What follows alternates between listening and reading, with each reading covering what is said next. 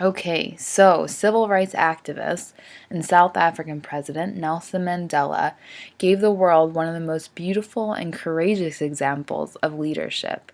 He spent a large portion of his life working towards social change and reform in South Africa. One of the most remarkable aspects of his style of leadership was his successful effort towards self-mastery.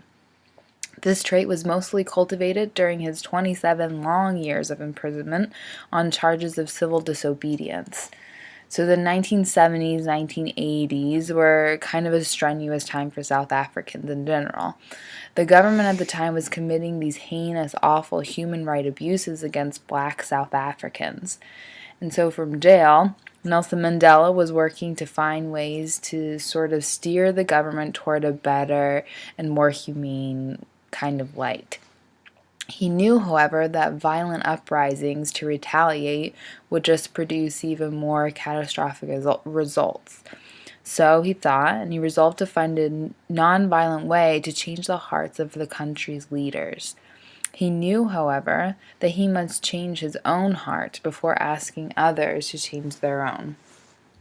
So in 1998, he and former President Bill Clinton got together and they went to Robben Island where Mandela had been imprisoned for all those years. So Clinton was kind of astonished and he said, quote, "Surely you must have felt some anger and the need for retribution after all this."